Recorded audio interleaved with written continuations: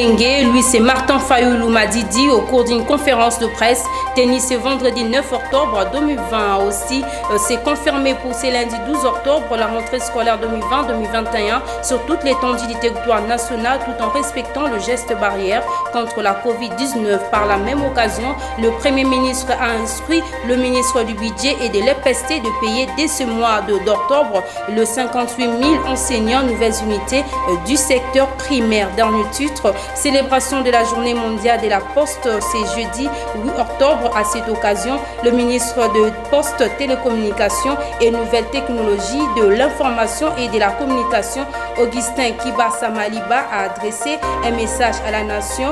Vous l'écouterez dans ce journal.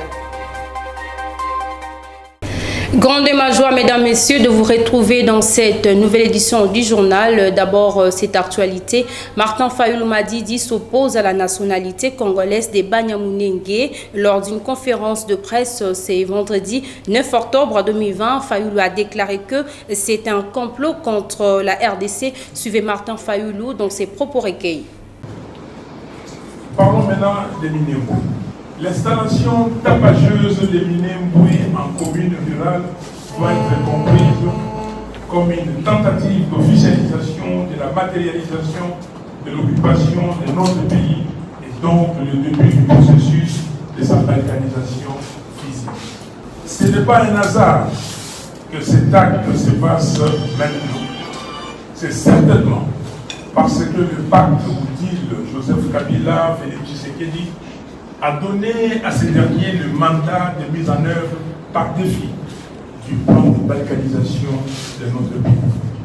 Comme peuple, nous n'accepterons pas cette humiliation et nous allons nous y opposer énergiquement. C'est ainsi que je lance aujourd'hui un vibrant appel au mouvement citoyen, aux partis et regroupements politiques, aux associations, aux syndicats, aux églises et à tous les citoyens congolais à dépasser les enjeux sectoriels et partisans pour faire barrage ensemble et par tous les moyens à cette tentative insidieuse de renforcement de l'occupation et du processus de balkanisation de notre pays. J'ai pris instamment, mes chers compatriotes, de se réveiller avant qu'il ne soit trop tard. L'heure n'est pas au découragement, car le mal congolais n'est pas une fatalité. L'heure est plutôt au réveil de la conscience collective et de la volonté populaire de mettre un terme définitif à un deal mafieux qui enchaîne le pays et prend tout le peuple en otage. L'heure est à la libération de notre pays et au retour à l'ordre constitutionnel. 58 000 enseignants aux nouvelles unités du secteur primaire seront payés de ce mois d'octobre à 2020. Le Premier ministre a instruit le ministre du Budget et de l'EPST ce vendredi 9 octobre 2020. Suivez. En marge des préparatifs de la rentrée scolaire édition 2020-2021 prévue pour le lundi 12 octobre 2020, le chef du gouvernement Sylvestre Ilunga Ilukamba a instruit le vice-premier ministre en charge du budget et le ministre de l'EPST pour la prise en charge par le trésor public des nouvelles unités du corps enseignant du secteur primaire.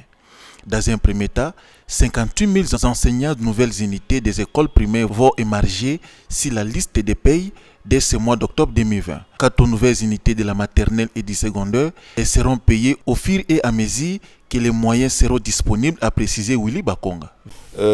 Sur instruction du Premier ministre, chef du gouvernement, nous avons travaillé avec le VPM budget pour que rapidement on puisse trouver des solutions avant la rentrée scolaire. Et la solution, c'est laquelle 58 000 enseignants du primaire seront pris en charge par les trésors publics à partir de ce mois d'octobre. Ils seront payés au mois d'octobre ici. Et les autres enseignants, nouvelles unités, c'est-à-dire la maternelle et le secondaire, seront payés incessamment si les moyens les permettront. Le gouvernement attend poursuivre ses efforts dans le cadre de la gratuité de l'enseignement en respectant sa parole et les protocoles d'accord avec les banques syndicales, tout en redonnant de la valeur à la fonction enseignante, a affirmé le ministre d'État, ministre de l'EPST. Je l'ai annoncé, la rentrée scolaire 2020-2021 est confirmée pour le lundi 12 octobre 2020 sur toute l'étendue du territoire national. Il est demandé à tous de respecter le geste barrière contre la COVID-19. Commentaire de Francois Sanga. La réunion s'est penchée sur l'évaluation de la situation épidémiologique de la COVID-19 en prévision de la rentrée scolaire et de la rentrée académique édition 2020-2021, ainsi que les structures d'enseignement professionnel et celles des affaires sociales. Selon le ministre de l'EPST Willy Bakonga qui a fait le compte rendu, il a été décidé lors de cette réunion de la confirmation de la rentrée scolaire pour l'année 2020-2021 le lundi 12 octobre 2020. Quant à l'enseignement supérieur et universitaire, le principe de la reprise intégrale des cours a été retenu.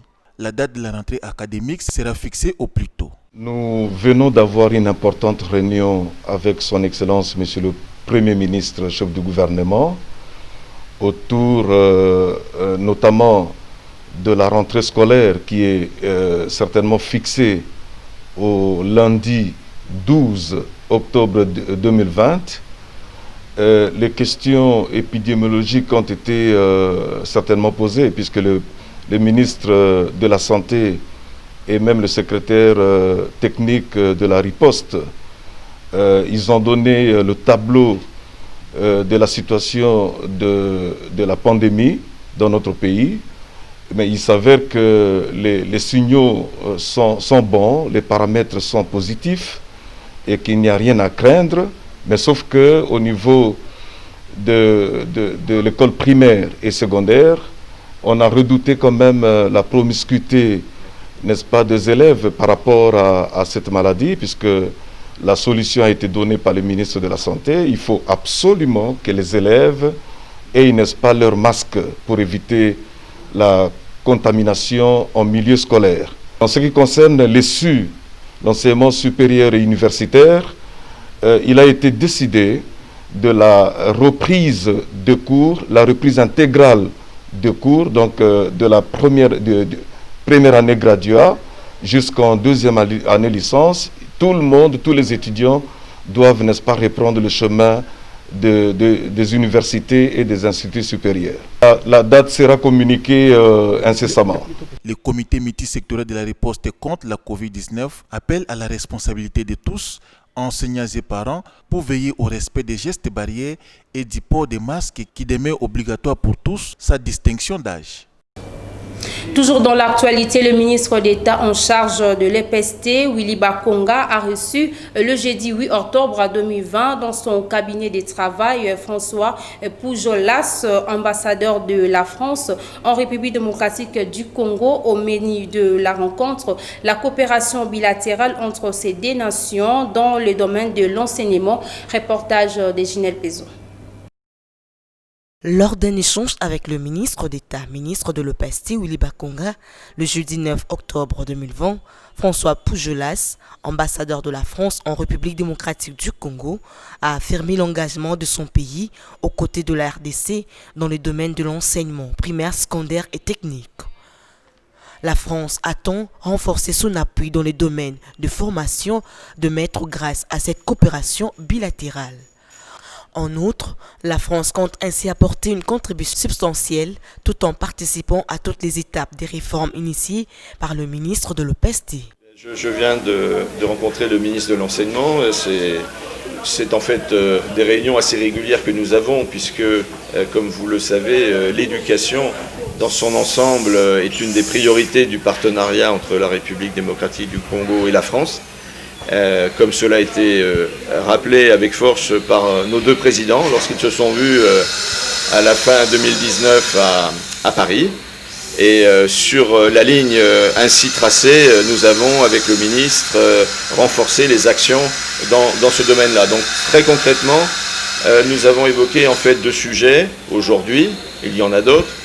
Le sujet de la formation, notamment de la formation des maîtres, parce que il est essentiel de garantir l'universalité de l'accès à l'éducation. C'est une condition de tout, dans tous les pays, et du développement en particulier. Notons qu'un projet de création d'un institut de formation des enseignants et professeurs est déjà en gestation. Ainsi, ces échanges interviennent à quelques jours de la visite de la directrice générale de l'UNESCO à Kinshasa. De son côté, le vice-premier ministre et ministre du budget, Jean-Baudouin Mayo, a tenu le jeudi 8 octobre 2020 à Kinshasa une séance de travail autour de chefs de corps de l'appareil judiciaire. Au menu de la rencontre, la problématique liée aux frais de fonctionnement et la rémunération des différentes instances judiciaires du pays. Le précision avec Joanne Mankwei. C'était en présence du vice-ministre de la Justice à l'intérim, Bernard Takaïché, que Jean-Baudouin Mayo Mambeke, vice-premier ministre du budget, ayant la charge de mettre en place une politique de dépenses publiques, a échangé avec les hauts cadres de l'appareil judiciaire congolais sur la garantie de leur rémunération. Pour élever la RDC, il faut mettre à la disposition de la justice des moyens conséquents afin de lui permettre de bien faire son travail. C'est ce que le gouvernement Ilunkamba s'engage à faire conformément à la vision du chef de l'État, Félix Antoine Tshisekedi, à travers ses prévisions budgétaires arrêtées dans la loi de finances en cours. Parmi des questions et préoccupations soulevées par les chefs des corps du pouvoir judiciaire au cours de cette séance de travail, la prise en charge de la police judiciaire. En dépit des difficultés financières dues à la crise sanitaire mondiale, Jean-Baudouin Mayo Mambeke a assuré à ses hôtes que le gouvernement est déterminé à soutenir les pouvoirs judiciaires afin de permettre à ces derniers de mener à bon port sa mission régalienne. Une synergie gouvernementale composée notamment de la ministre d'État et ministre du Genre, Famille et Enfants, du ministre de la Santé publique, celui des Droits humains, a réfléchi le jeudi 8 octobre 2020 à Kinshasa sur les questions de violences faites à la femme congolaise durant la période marquée par la lutte contre l'épidémie à virus Ebola. Les précisions avec Naomi Katakou.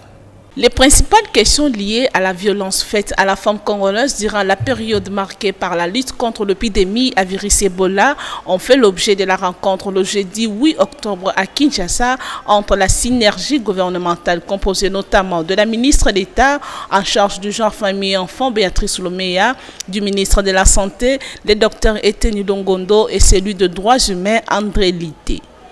Cependant, en ce qui concerne la principale cause de la rencontre, le ministre de la Santé, le docteur Etienne Longondo, précise. Depuis qu'on a eu cette nouvelle, nous avions contacté les organisations qui sont impliquées, dont les employés sont impliqués dans cette situation d'exploitation sexuelle, notamment l'OMS et l'UNICEF.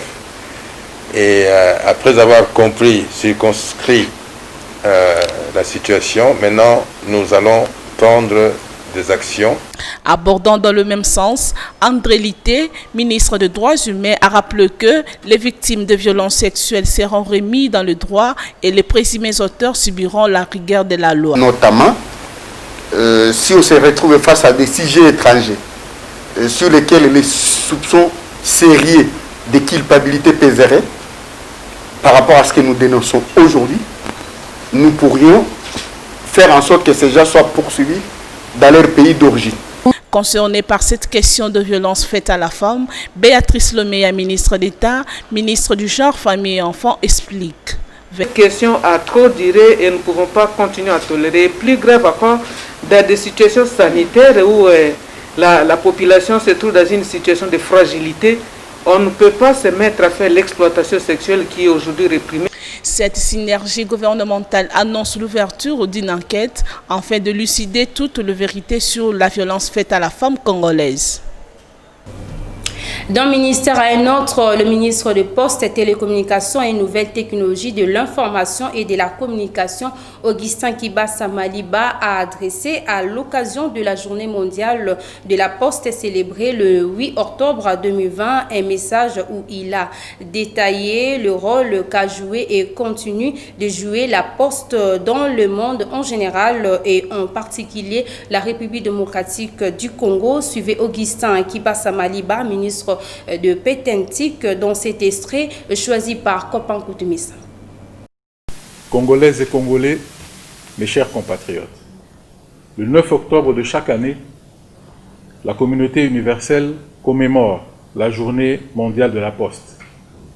En ma qualité de l'autorité gouvernementale en charge de la Poste, j'aimerais souhaiter à tous les postiers du Congo, aux membres de leur famille, une bonne et heureuse fête.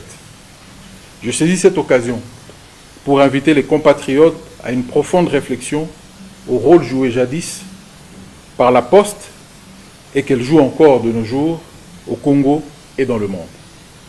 En effet, le besoin de communiquer étant inhérent à la nature même de l'homme, les humains ont éprouvé très tôt le besoin de s'échanger les informations et les biens. C'est ainsi que la Poste se trouve être la première institution universelle à laquelle tous les pays du monde, au-delà des considérations idéologiques et autres, ont adhéré, et cela avant même la création de l'Organisation des Nations Unies.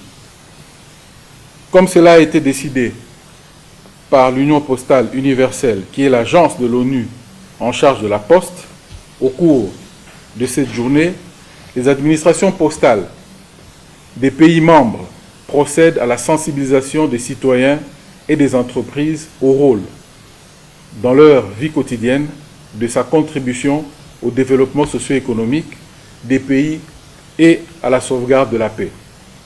Congolais et Congolaises, mes chers compatriotes, il n'est un secret pour personne que l'humanité tout entière connaît en ce moment la plus grande crise de tous les temps avec la pandémie de la Covid-19. Cette crise sanitaire ayant eu un impact négatif sur tous les secteurs de l'activité humaine, la Poste mondiale n'a pas été épargnée. Cependant, il est intéressant de constater ici qu'en dépit des difficultés liées au transport des personnes et des biens engendrées par la Covid-19, Journée mondiale de la Poste 2020, que vive l'Union postale universelle, que vive la Poste congolaise, que vive la République démocratique du Congo. Je vous remercie. La République démocratique du Congo pourra dans le jour prochain avoir un laboratoire numérique dans les secteurs de la santé capable de diagnostiquer les maladies épidémiologiques en disponibilisant le résultat dans 2 à 5 minutes, raison pour laquelle une séance de travail a été tenue le jeudi 8 octobre 2020 par le ministre de la Santé, le docteur Eteni Longondo, au Salon Rouge de Kinshasa en présence des partenaires de la Fondation Pungwe Evran dans le domaine de la santé. Ginelle Pezo a signé ce reportage. La Fondation Maison Pungwe a apporté son soutien au gouvernement de la République à travers le ministère de la Santé dans la mise en place de laboratoires techno-numériques qui va permettre aux usagers d'avoir les résultats de tests après 5 minutes. Ceci dans le cadre de la détection des cas de Covid-19 au niveau des points d'entrée et contrôle en termes d'amélioration de la surveillance de l'épidémiologie. Cependant, elle mettra en place une application de notification des résultats en termes réels et l'accessibilité aux autorités sanitaires à la base des données à chaque instant. Nous avons eu à identifier tous les points d'entrée et le point de contrôle en République démocratique du Congo. À ce jour, nous avons visité déjà 6 provinces et on a identifié 20 points de contrôle et 20 points d'entrée. C'est ainsi que nous allons mettre à la disposition du gouvernement congolais les équipements pouvant détecter le Covid-19 avec un temps court de rendu des résultats. Et aussi, il y a une particularité, nous allons ajouter un plus. Comme vous le savez, lors de notre exposition, tous ces examens doivent être numérisés. Le gouvernement a salué cette œuvre salvatrice de ces dignes fils du pays à travers le vice-ministre de la Santé Albert Petit.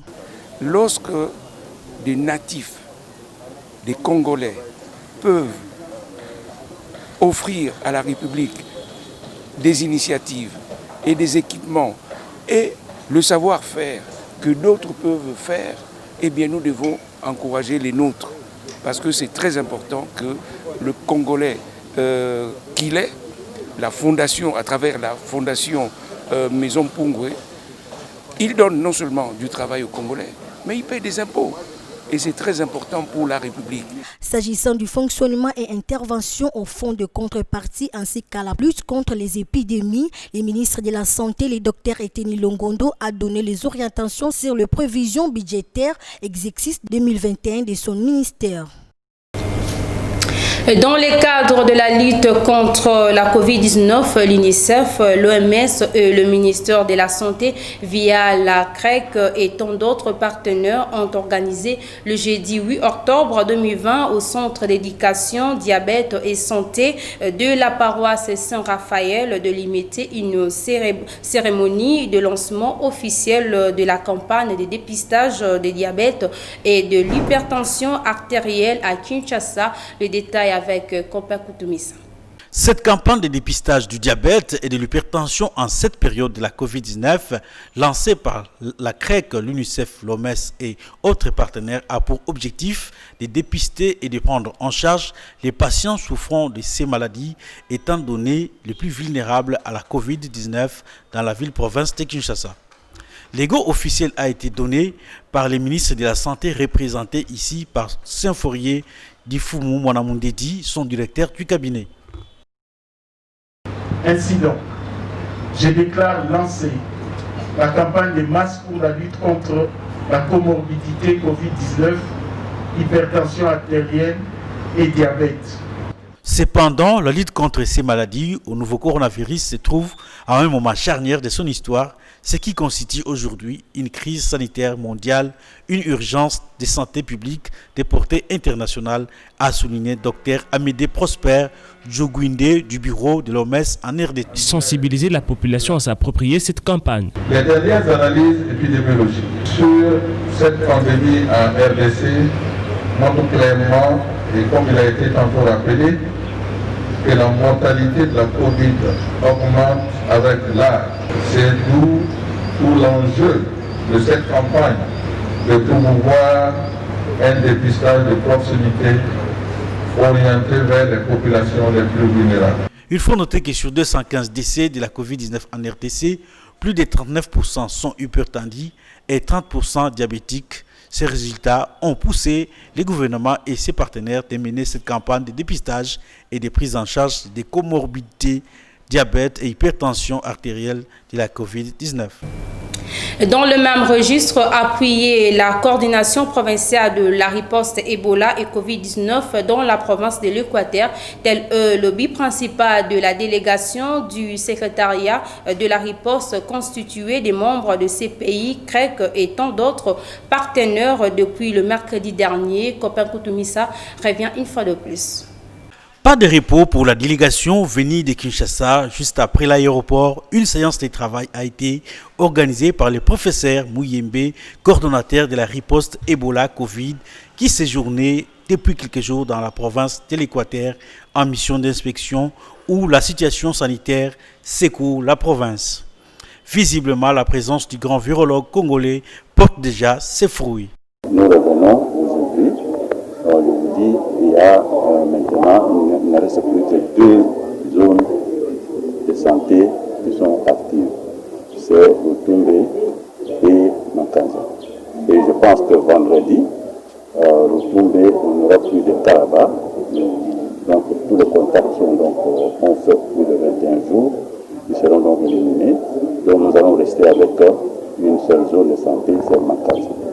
Et le cas de Makanza, c'est un cas qui nous intéresse beaucoup parce que c'était une femme qui est tombée malade le 12 septembre et on a fait le prélèvement. Sensibilisation à travers toutes les couches sociales, la bataille contre ces deux fléaux dans la province de l'Équateur seront vaincus. Le professeur Mouyembe y croit. Le 18 et ça a été confirmé n'est pas le 28.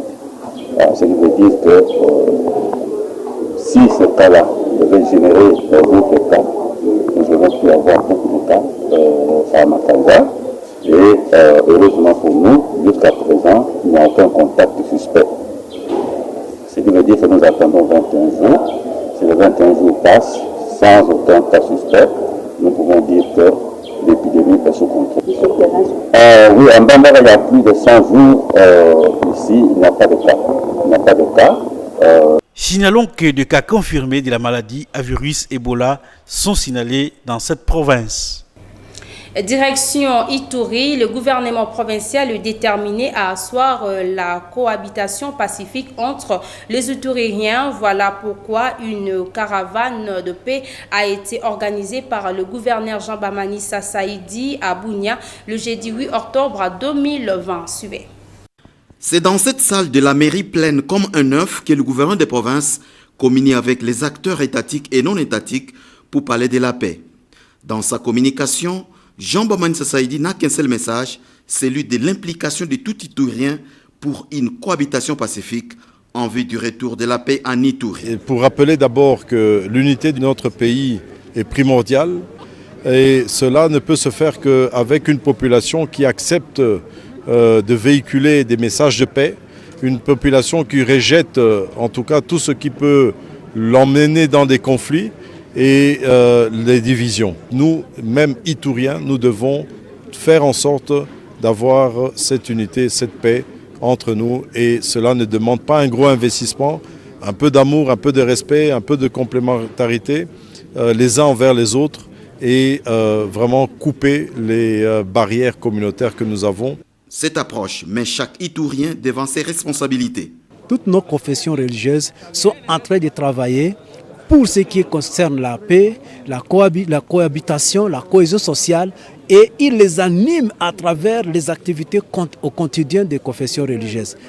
Ce que nous allons demander à la population de s'impliquer, que vous soyez commerçants, que vous soyez militaires, policiers, députés, que ce soit les nationaux, les provinciaux, les ministres, nous devons prêcher la paix et rien que la paix. Notre contribution, nous sommes censés d'accompagner le gouvernement de la République, représenté par M. le gouverneur de la province de l'Ituri, pour qu'il ait la paix à la province de l'Ituri. Notre part, c'est sensibiliser nos membres et de leur dire de se désolidariser de ces groupes armés de milices œuvrant à la province de l'Ituri.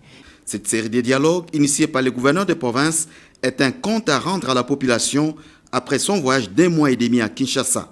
Un voyage qui a pour retombée l'arrivée des différentes délégations à Bunia en vue de régler la question liée à la paix en Ituri. Clôturons ces journaux avec cette information sportive. Anthony Mossi, l'un des portiers de Léopard Senior Football de la République démocratique du Congo, a rejoint le jeudi 8 octobre 2020 la sélection nationale à Rabat au Maroc dans le cadre des préparatifs des rencontres amicales face au Burkina Faso et le Maroc. Commentaire de Jiren Tienza rendu par Clarisse Chibanda. Déclaré forfait des suites du coronavirus, Anthony Mossi, l'un des portiers congolais, a enfin rejoint l'équipe nationale de football des Léopards Messier Senior le jeudi 8 octobre à Rabat, au Maroc, après s'être testé négatif. La nouvelle a été confirmée par la FECOFA dans son site avant la toute première rencontre amicale de fauves congolais face aux étalons du Burkina Faso. Compté parmi les 6 absents du stage marocain, le gardien du FC Neuchâtel en Suisse, testé positif à la Covid-19 dans un premier temps, a réussi son repêchage avec succès, chose qui lui a permis de rejoindre ses coéquipiers à El Jadida dans le cadre de préparatifs en vue de prochaines séances. Pour rappel, les staffs techniques a jugé bon de faire appel pour la première fois depuis le mercredi dernier à Omelu Kenfoulou, milieu du terrain, évoluant à Elche en Liga espagnole en raison de combler le vide dû à certaines absences déclarées. Voilà, mesdames, messieurs, nous sommes arrivés à la fin de ces journaux. D'abord, je vous rappelle le principal titre. Et doute de nationalité congolaise de Banyamulenge, lui c'est Martin Fayoulou au cours d'une conférence de presse tenue ce vendredi 9 octobre 2020. Aussi, c'est confirmé pour ce lundi 12 octobre la rentrée scolaire 2020-2021 sur toute l'étendue du territoire national tout en respectant le geste barrière contre la Covid-19. Par la même occasion, le Premier ministre a instruit le ministre du Budget et de l'EPST de payer dès ce mois d'octobre les 58 000 enseignants nouvelles unités du secteur primaire. Dernier titre, célébration de la journée mondiale de la Poste ce jeudi 8 octobre 2020. À cette occasion, le ministre de Poste, Télécommunications et Nouvelles Technologies de l'Information et de la Communication, Augustin Kibasa Maliba, a adressé un message à la nation. Vous venez de le suivre. Voilà, c'est la fin de cette édition du journal. Un grand merci à Dodo Kalonji pour la chefferie de cette édition, également à Guilhem Mayamba et Delphine Tundula pour la supervision technique. Merci aussi de retrouver Dodo Kalonji demain pour la nouvelle et grande édition du journal.